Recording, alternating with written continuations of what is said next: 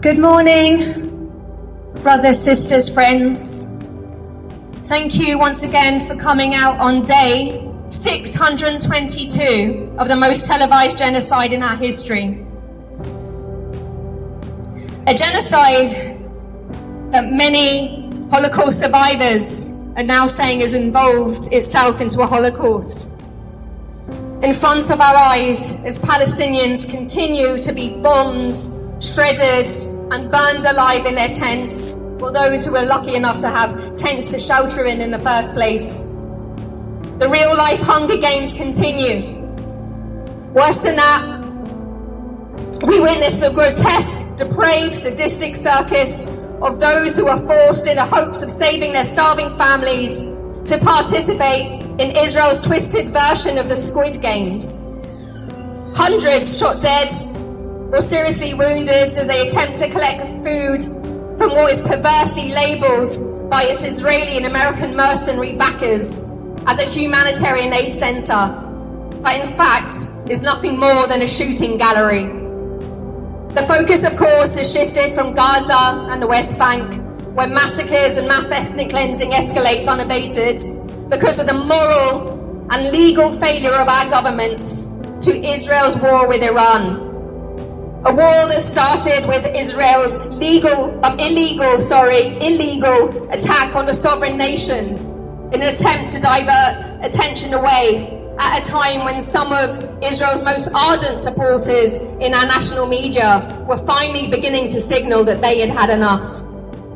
We hear the nonsense claims of Iran developing nuclear weapons, just this decade's version of weapons of mass destruction that was used to decimate Iraq, a claim Netanyahu has been making for over 30 years now, despite there being no evidence.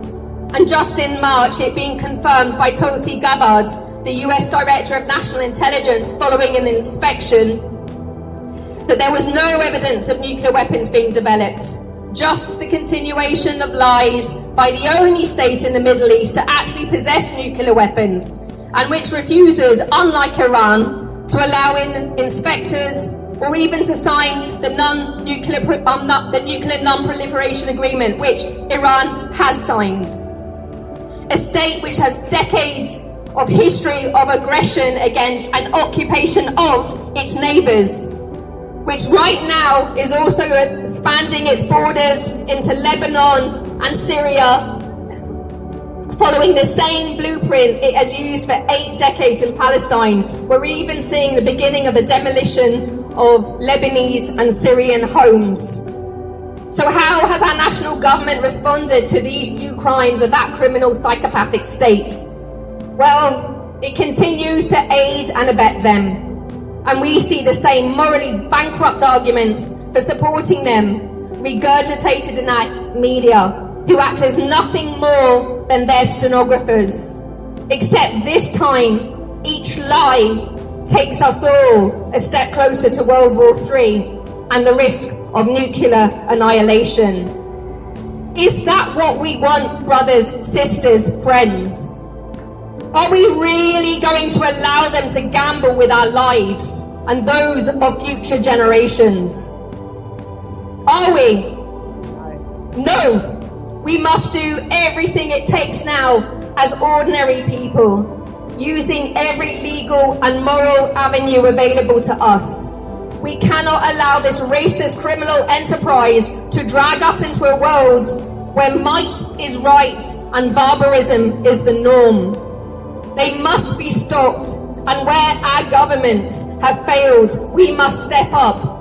And it seems right just to mention at this time, as I say that, I just received word this morning through social media that our government is seeking to prescribe Palestine Action, a group, because our government have failed in their legal obligations, have taken their own steps to stop the war machine, non-violently, might I add, never targeting any human being.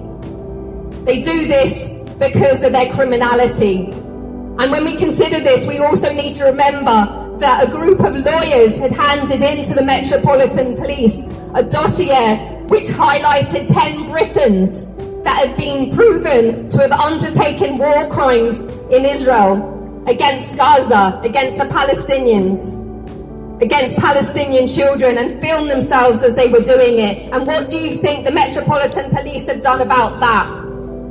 Absolutely nothing.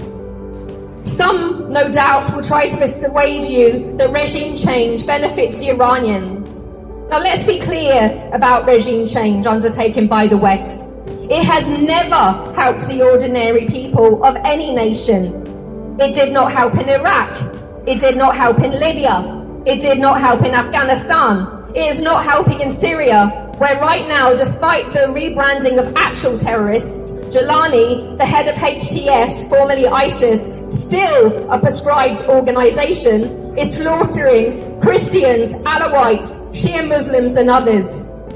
We must remember that we do not need to agree with every aspect of the Iranian government to understand that it does not help the lives of ordinary people to try to undermine and destroy their regime. It never helps. Rather, it will just create another failed state.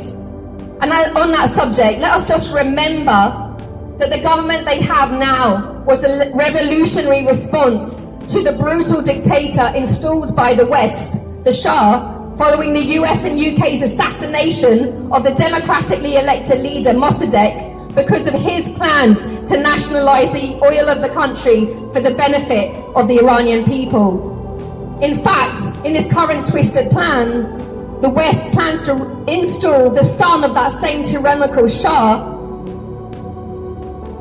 Just think about that. They plan to install the son of the Shah that was overthrown because he used to take Iranians, kill them, torture them to death. We must, brothers and sisters, friends, work to decolonize our minds and understand that the greatest danger to us all at this time is Israel and the most vicious, violent empire this world has ever seen. An empire of oligarchs, tech bros, criminal enterprises posing as our governments, including those of the United States, the United Kingdom, and the European Union. It is now down to all of us. It is now down to all of us, because our institutions have failed, because they've decided to torch international law so a genocide can continue. It is now down to us, because they have failed in every legal obligation they have, if they're not concerned about their moral obligations. And yes, that can appear scary, but we must meet this time with courage. We must step up, because brothers and sisters, friends, there is no other option. So let us learn and follow in the footsteps of those brave souls who came before us, and remind ourselves that the people united can never be defeated. The people united can never be defeated. Again, the people united can never be defeated. The people united can never be defeated. Thank you.